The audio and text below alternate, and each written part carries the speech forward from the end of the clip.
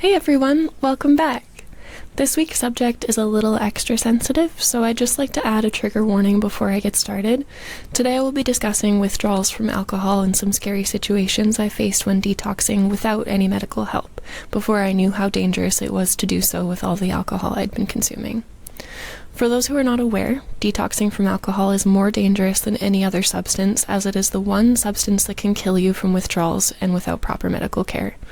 If you're looking to start the detox process, I highly suggest reaching out to a medical professional or clinic so that you may be monitored and even potentially administered different medications to help ease the symptoms if deemed necessary. On the variety of occasions I attempted to detox on my own, a pattern began to occur that I could always count on in terms of withdrawal symptoms. In the very beginning, it felt like a bad hangover, and as time went on, it became so much more than that. Tremors were always right there at the edge. As soon as the alcohol began to leave my bloodstream, I would shake uncontrollably. I remember one of the first things I told my mom once I'd been in treatment for a little while was that my writing looked beautiful again. For the longest time, my writing had been chicken scratch because I could barely hold a pencil straight. Sweats and nausea followed the tremors, usually within a couple hours. After that, I'd cough and feel as if I might throw up. This went hand in hand with my lack of food consumption. I had a really hard time keeping anything down, as I mentioned last week. When I started hearing things, I was already in such a state of discomfort that it was a huge challenge to attempt to function normally in public. I often heard my name being called, and I would spin around to see where it was coming from. This was the precursor to hearing voices in anything with a running motor, like a fan. Mostly they were hard to understand, but sometimes I fully heard the conversations, all of which were incredibly disturbing. Hours continued on, and out of the corner of my eye, furniture would morph into people. Generally, the visuals stayed in my peripheral vision. There were exceptions to that, though. One such time the visuals became full-out hallucinations, I was living in Vancouver. This experience has given me empathy on a different level for people you see in the street who are somewhere else mentally. It doesn't necessarily take opiates or heavy drug usage or mental illness for things to happen to people that are scary and humiliating and very, very public. Regardless of what causes it, if given a choice in the matter, no one would want it to be happening to them, so please be kind to those people that you see on the street. For me, I was simply trying to detox from alcohol in my apartment. In the middle of the night one night, I'd woken up and I was in a deep hallucination, both auditory and visual. I still remember everything really, really vividly. I got up out of bed and I left my apartment. It took me a while, but I made it several blocks up the street to a middle school. I was laying on the grass outside of the school in the pouring rain in the morning when a teacher found me and called paramedics.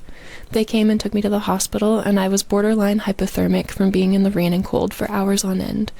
I was so confused that I remember relaying my hallucination to them in the ambulance, certain that it truly transpired. It wasn't until we were almost at the hospital and I was shivering uncontrollably, I noticed my skin had a bluish tint and my hallucinations started to fade out, and I asked them if I'd been hallucinating again. No one knew where I was. My roommate called the hospital and managed to find me, and she notified my mom. I slept for 2 full days in the hospital before I regained consciousness and called my mom.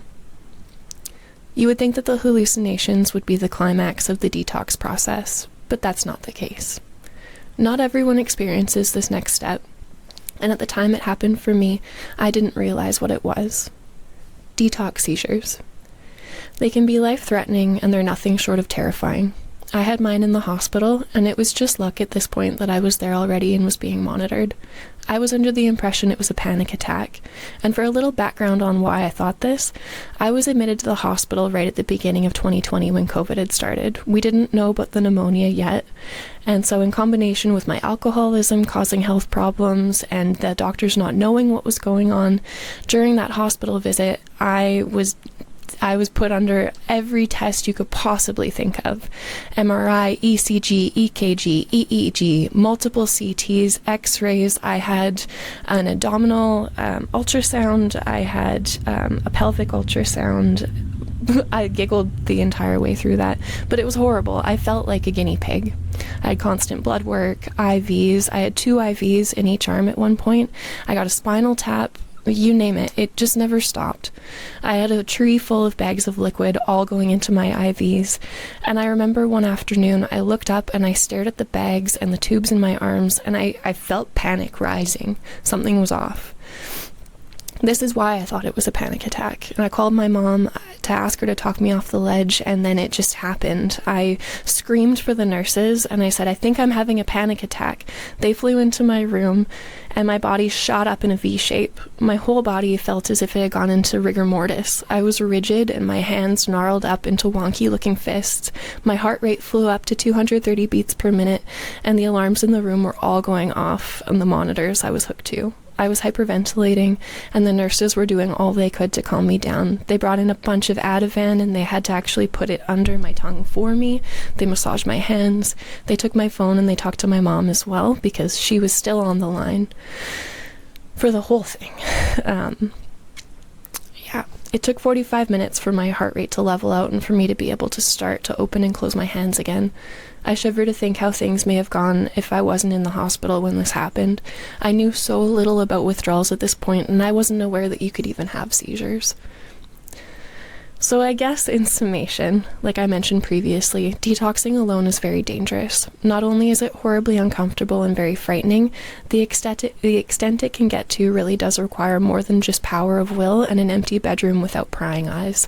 My intention isn't to scare anyone more than they already may be, but I do want to impress the seriousness of this upon anyone listening.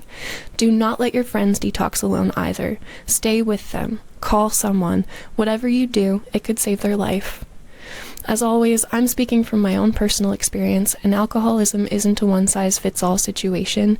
If you have any questions or would like to chat about addiction, feel free to send me a DM.